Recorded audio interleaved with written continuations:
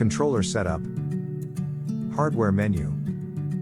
The hardware menu is where we configure the software connections to Stor-Guard controllers, and also set up those controllers. Locations are the connection to the controller. Locations are where we configure controller boards into the system. The system setup wizard, that automatically runs when you set up the software, can be ran at any time for more automation configuration setup. Locations.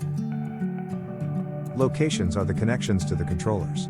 These connections can either be a direct USB connection, or a TCP/IP connection.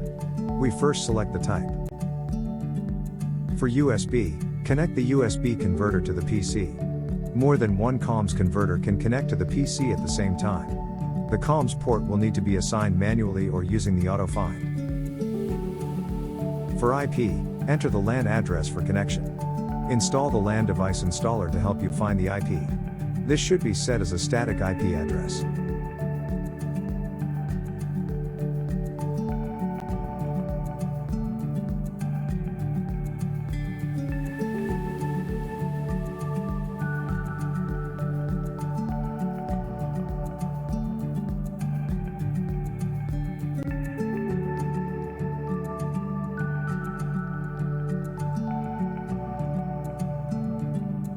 Enter the IP address for the connection. The port is always 10,001.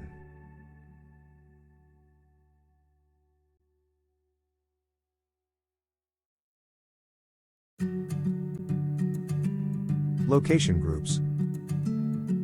Some buildings, or locations, can have multiple connections. To simplify, these connections can be grouped into location groups. For example, if you have 3 IP connections to controllers that are in a building, you can group these into one location called Building A. Controllers. We now have our connections set up and need to add or edit our controllers.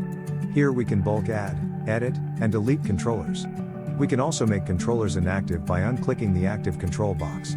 This will stop the software from pulling these controllers.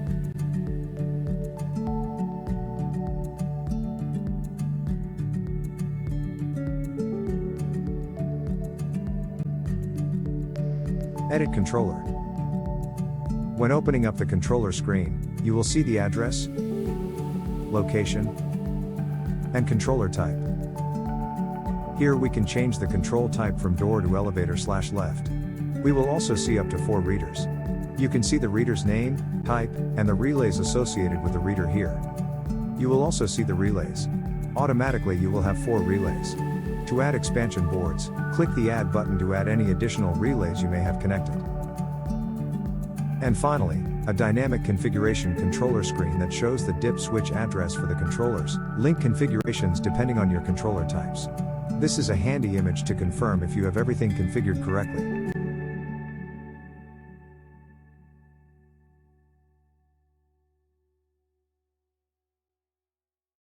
Edit reader. Quick note. You can hover your mouse over any section for a detailed explanation. Here we can set the reader's name, reader type, the relay that triggers when granted, a second relay can be assigned.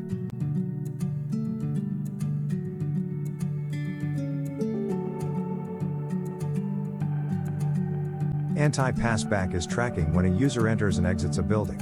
This can be enforced so users must enter and exit. There are a few forgive options to reset the anti-passback. Global anti-passback should be enabled if you have other controllers with entry and exit readers. Exit requests are push buttons to exit a door. By default, you use the dedicated input on the Stor-Guard controller board.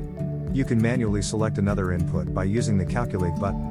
You can also set as a normally open or normally closed. There are some additional options. You can set the relays that the exit request triggers, and the time that it stays triggered. You can also disable the exit request, say for an after-hours time zone. Door monitoring features can be used if you have a read switch, or way to detect if the door is open or closed. This can be used to trigger door held open too long, or door forced open alarms.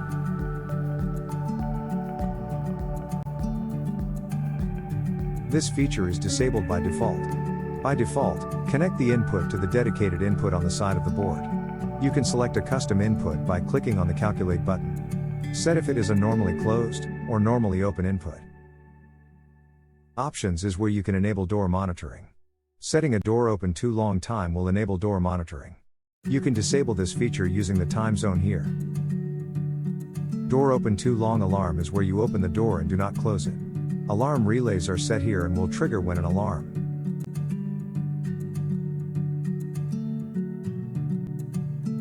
Door forced alarm is if the door is open without a valid read or exit request. It can be disabled, and alarm relay set. Areas. Here we can assign a reader to arm and disarm up to 3 areas. Please see our alarm tutorial for information on setting up areas and alarm inputs.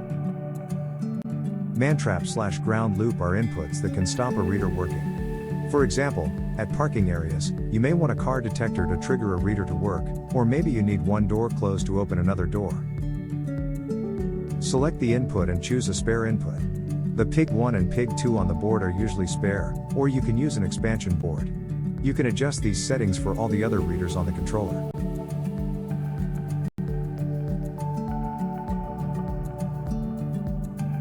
Other handy tips. Hardware/upload to controllers allows you to send all programming to a controller. This is useful if replacing a controller board. Technician/set time on one controller. If you want to check if one controller functions correctly, while out of hours, you can manually change the time on the controller and check to see if the controller functions correctly.